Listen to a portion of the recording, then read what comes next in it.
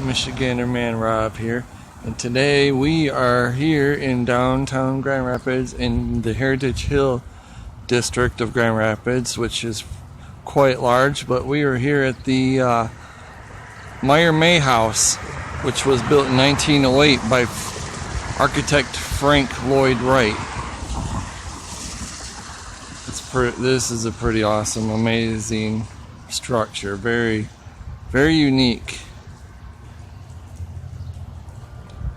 Very awesome.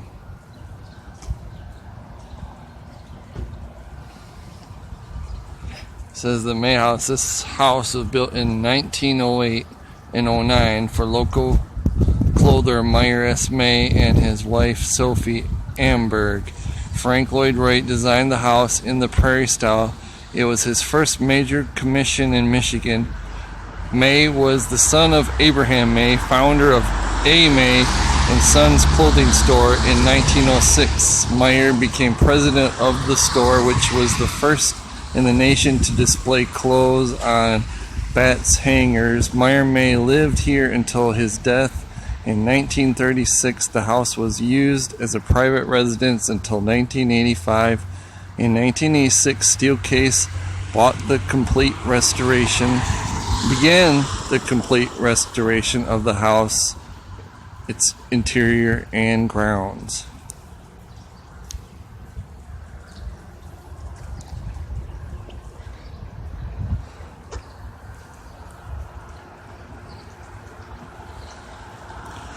But this is it, guys. This is in the historic, extremely historic neighborhood in Grand Rapids, Heritage Hill, which consists of 1,300 historic houses. But this is probably the coolest one in the neighborhood. One of them, I shouldn't say that, but this is a very unique, very special house. Pretty awesome. Along with the other ones that are through here. There's a lot of historic homes in this neighborhood. Which, on a nicer day, guys, we will definitely be coming through this neighborhood and taking a look at some of these very historic mansions.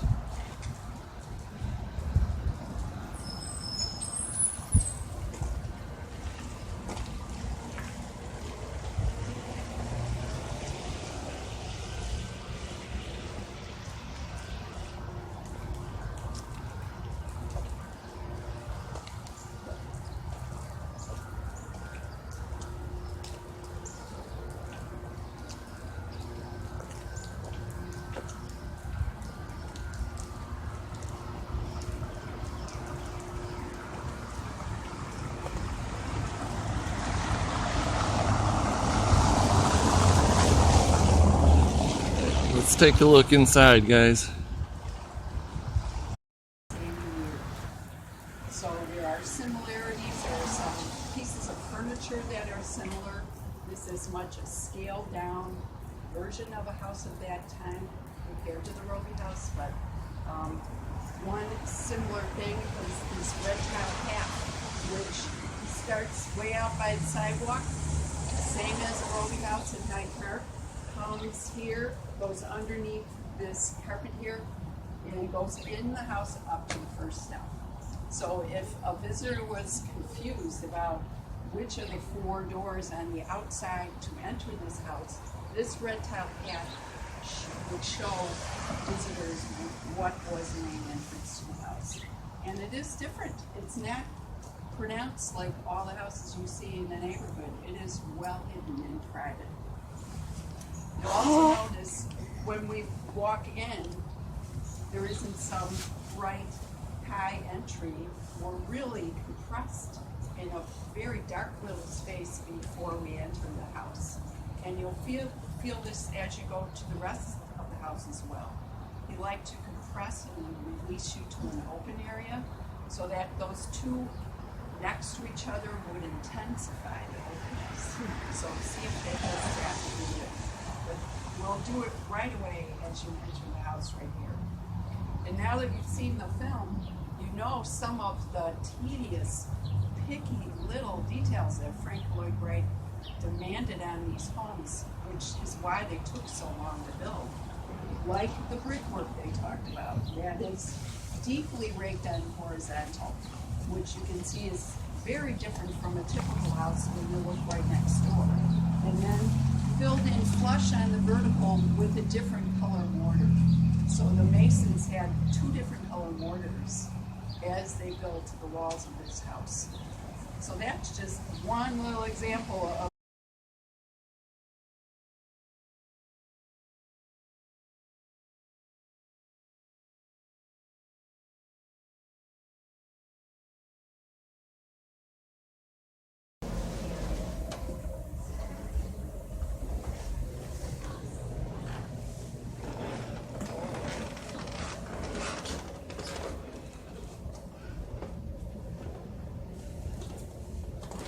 So Frank Lloyd Wright was 42 years old when he did this house. This was one of the very final houses of that arts and crafts period of his designing career. So a lot of experts like Vincent Scully that talked a lot in the film about this house. He personally was here to see the house. Really feel that this is a gem of a house that culminates everything that he experimented along the way for money. Not just a double hung window on this wall was just remarkable. So Frank Lloyd Wright's vision of breaking out of the box, he said many times, the outside shell of the house to put as many doors and windows in as he could. You can really see in this house. So this corner has windows wrapped around the corner, all the way across, and up on the ceiling. So it beautifully illustrates how he was letting nature come into the house freely back and forth. And remarkable for 1908. And were the skylights hinged to let air in the house? No. No. There are lights open? Okay. Yes. They are lit. Yes. You're following all the right mental progression here. This house was absolutely remarkable because it embraced electricity. Most of the houses in the neighborhood still had gas.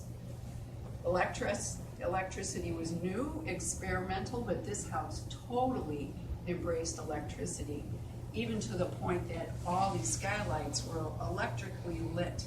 So on a dark day like today, they're absolutely beautiful. And the latches are there so you can change the light bulb. So when we go upstairs, you will see the cat.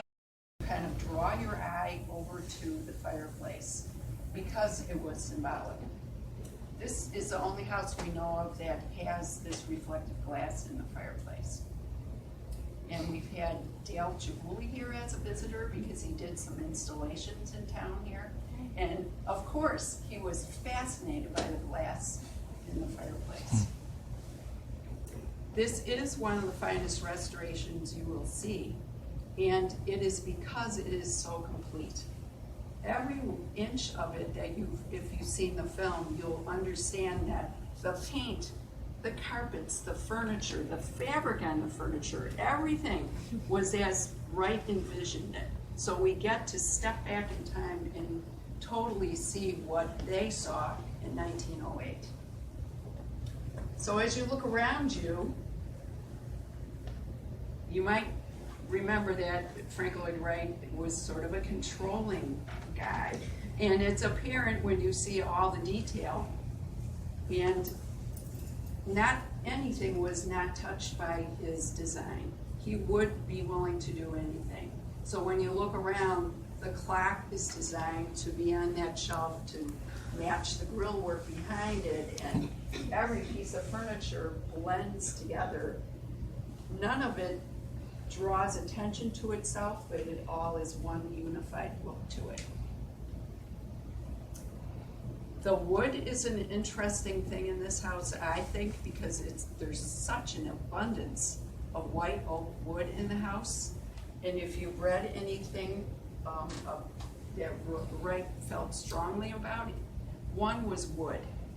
He thought the beauty of wood is in the wood itself in its natural state. So here we see it just straight cut, very lightly stained so you can see the grain of the wood. And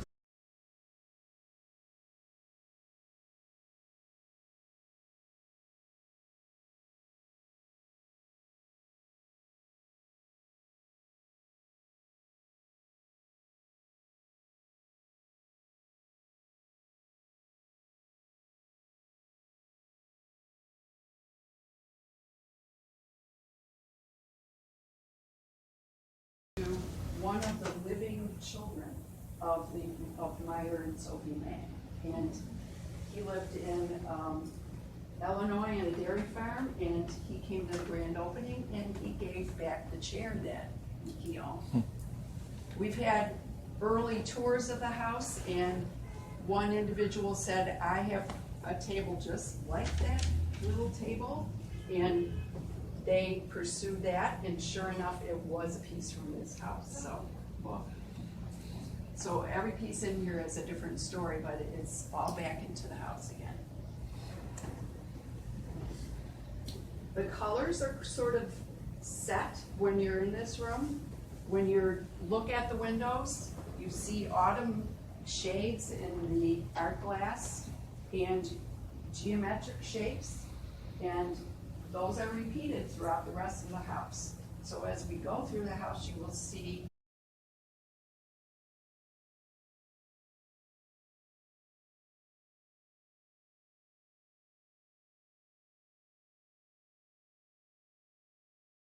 like a Victorian formal greeting area for guests, which a short time after that, all that formality would disappear. But still in this house, which looks very modern, we still have Victorian manners built into what you see in the house. So guests would come in where we came in. They would go into that little door you see on the left-hand side down there.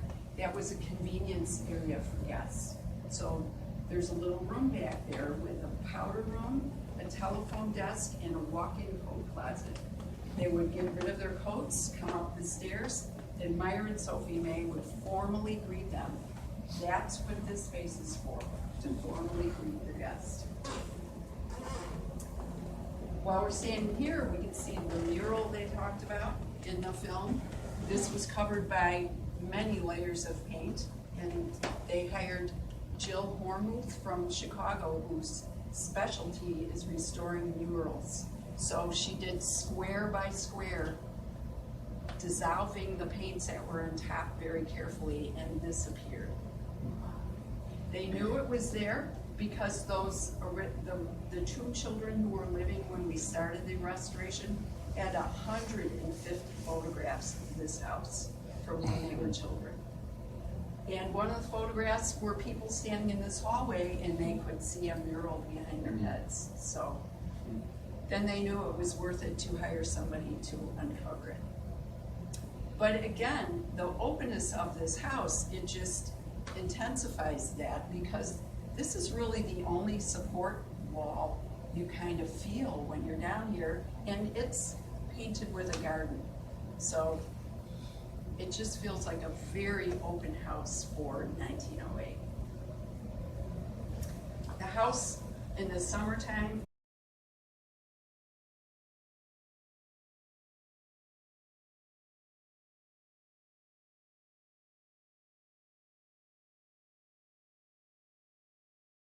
so that gives you some idea of why it took 2 years to turn this house around back into a one-person dwelling. Even the landscaping can all be put back together.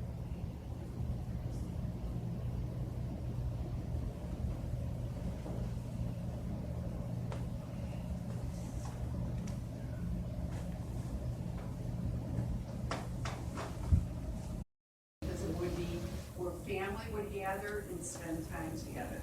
So, as Vincent Scully said, this almost looks like a religious altar dining room table. But it was extremely important to him. And if you go to his home and studio in Chicago for a tour, the dining room table is of similar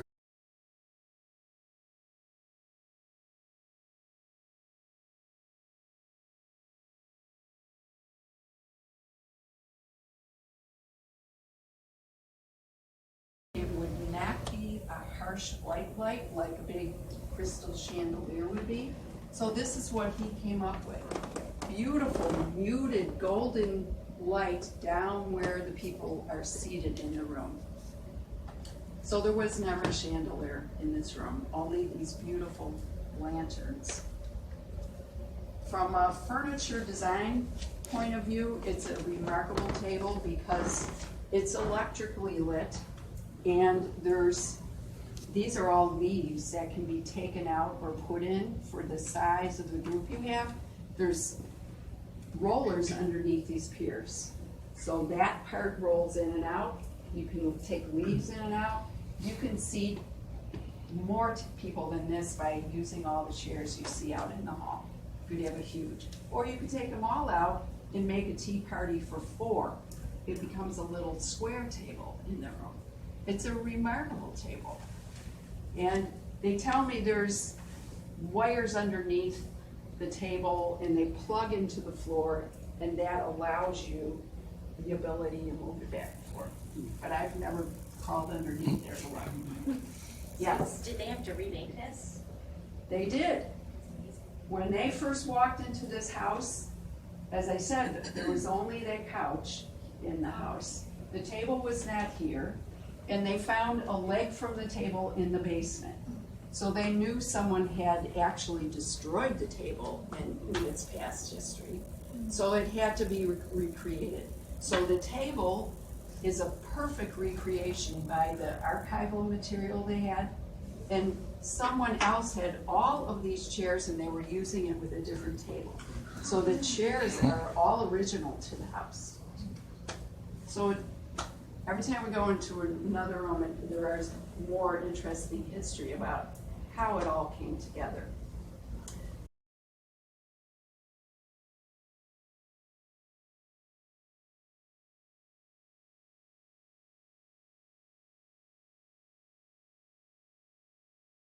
Here we see it very like that. And it's beautifully designed. It has black silverware drawers to keep it from tarnishing. And a lot of people think that he shows a veneer that looks very leafy, and that seems to be the theme of this house, flowers and leaves, and you see stylized leaves from the carpet. So there's sort of a leafy floral theme going on throughout this whole house. People think looks like. He, if at all possible, wanted the house to face south, so that the living room and the bedrooms would have beautiful sunshine all day long if they faced the south. So that was his preference, and this worked out beautifully. He also wanted to create, even though this was an expensive, tiny little city lot, he wanted to have expanses of grass and gardens and verandas. He created that all on that south side. But he had to take the house and put it right up against the lot line in order to do that. So that we were told that's one of the first things he would find out. How close could he put the house to the lot next door?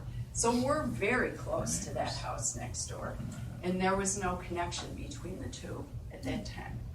So in order to create some privacy in the second floor of this house, being so close, he gathered most of the windows on the north wall in the stairwells where it wouldn't matter if neighbors looked in. So he put some thought into the privacy of the house. The upstairs is divided into 3 separate sections, which was sort of unique at the time. So the parents had a private suite of rooms to themselves and a private little sitting room. There was beautiful storage in between. Then their 2 children had interconnecting rooms over there. And then beyond the closed door was the maid's quarters. Their stairway went right down into the kitchen. So you'll see call buttons throughout the house. So they were at the back of the house unless they were called to bring things to the family with the call buttons. Just like dark purple. I like really nice.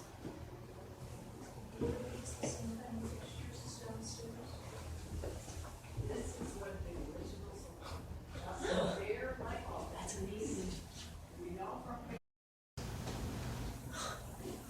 This room is a beautiful example of Frank Lloyd Wright taking what is a very small bath, master bath, and making it feel more open by doing tricks. So pushing up the ceiling and pushing out that wall with that huge window seat makes this room feel more light and far bigger than it actually is in square feet. Another mystery in the house is why there are 2-inch little tiny windows on either side of that, and it's a total mystery to us.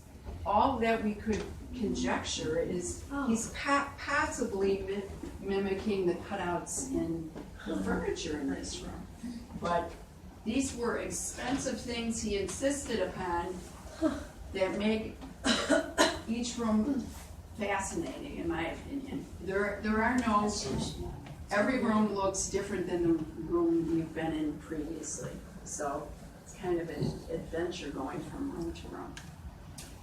It's wonderful they had this fireplace in their bedroom in 1908, and this, we were told, was gas from its inception. So they could just turn it on and off back then. Beautiful part of the master bedroom. All the linens in the house were done by a fiber artist team in our town back when we first opened the house. It was a husband and wife team. They did the designs and executed these together as a team. So they would look at family photographs and recreate. So these are beautiful embroidered sort of arts and crafts designs on them. And the style back then was called Victorian bed scarves. So this is simply a scarf that was draped, and this as well, over the bed in a beautiful natural linen.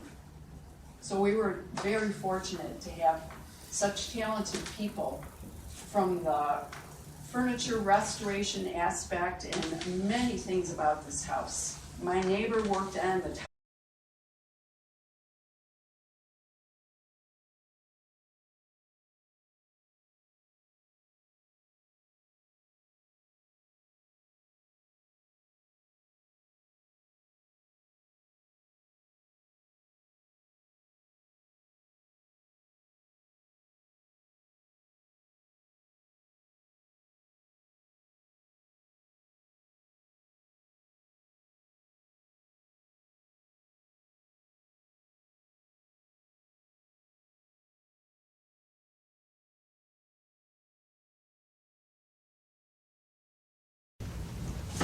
we can see his original pipe stand and pipes that we were able to get back into the house.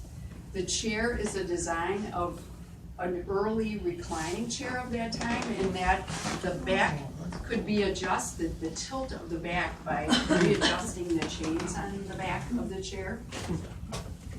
And the light fixture is interesting because it was missing, but we found the designs for it for this house. So this is completely recreated to be exactly like it was the original.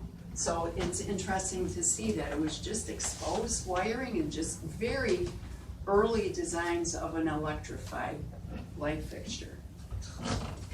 You can see one of his famous urns up here. He had said many times in his career, I know my prairie houses look kind of severe, and what I like is to put urns on them and have flowers and vines just spilling out of them in the summer, and it kind of softens the look of the house. So that's an explanation of why there's one by the front door, they're all around the house, and they're just beautiful in the summer. So you can see one of the brighter autumn shades that he used, but still that autumn palette.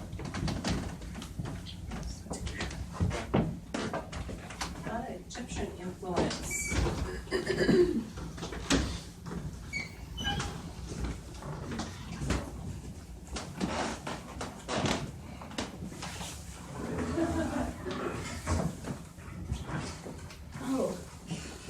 of the skylight.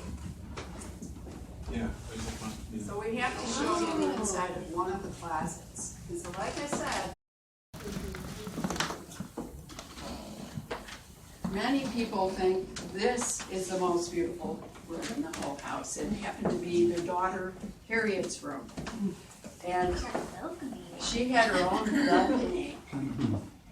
It's just remarkable. I mean, it's so light-filled. If you think about the houses in the neighborhood, there may have been maybe two doors or windows in this room, and it would be very dark and would have a low ceiling. This was just such a beautiful room for a little girl back then. We have evidence that this was enclosed.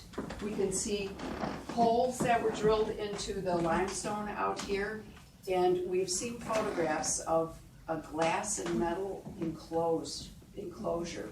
We think it was put on for the safety of the children when they were very young, but it was not a part of the original design of this house, so it was removed so you can see the original design.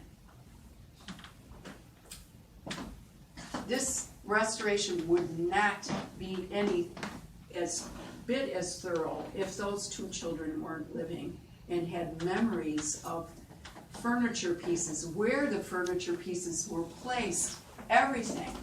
Their memories were invaluable to restoring this house. So to have that was incredible. And Harriet is on the film, if you look carefully, sitting out in the hall talking about the house. She sadly passed away last year, and so did her brother, who had the connecting room next door. They both passed away last year. So she lived in New York her whole life after going to U of M, and her brother was a dairy farmer in Illinois his whole life. So they lived very different lives.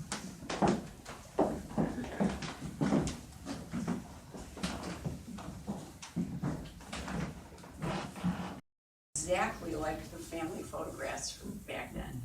They even hired a landscape architect to study the leaf and flower shapes in those photographs, and they put back into the garden what the family had in the garden back then. So this is where,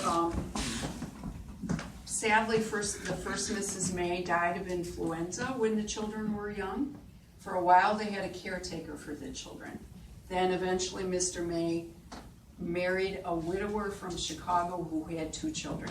She moved here, and in 1922 they put a massive 2-story addition onto this house. It was not designed by Frank Lloyd Wright, it was designed by a local architect. It made the house just ridiculously huge for this little tiny lot. So it just transformed just by taking that whole piece off. But they did save all the materials, all the white oak that was inside, and a lot of the brick they saved to restore parts of this that needed repair. Lots of termite damage in the house. It had been pretty much neglected. So they used that as a reservoir of materials to restore the house. So this is the last room of the tour. The thing to notice as we're walking out is that is an original piece of May family furniture, and it is a piece of Stickley Grand Rapids made furniture. Stickley Grand Rapids Brothers. Frank Lloyd Wright said, if you can't afford to buy everything from me, you could, as a second best thing, put some pieces of arts and crafts furniture in your house. That would be okay. So here we see that, exactly what he had said. But you get to compare.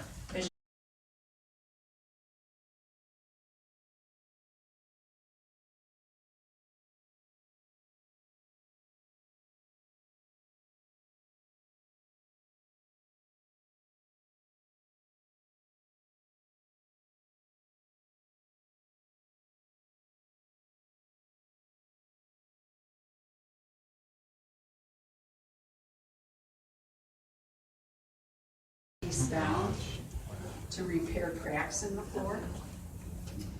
I think it's a very warm color pattern for Michigan. You need it. wait till you get in. Okay. This group, are you on your way upstairs or to the living room? To the living room. Okay, looks like that. And you can go to the living room. So you're not. We're on the way out. Oh, yeah, okay, that's what I figured. Okay. The weather gets nice for sure. Sunday is bad here, so to come on a weekday like you were here, it's a really good choice. You get along with work and you went. But anyway, when you'd go to tour the Christian's home, he would sit in this living room and he'd tell you story after story. It was just delightful. His big thing sitting in the 35-foot living room, was that they were a newlywed couple and he was working afternoons, but they had no money. And they would go up this block and If you would like to see the beginning of it, you're welcome to pick it up or watch it online. And you're also welcome, it's not raining real hard to walk around the whole property. You're very welcome to do that. So thanks for taking the tour. Thank you. Bring your friends and relatives.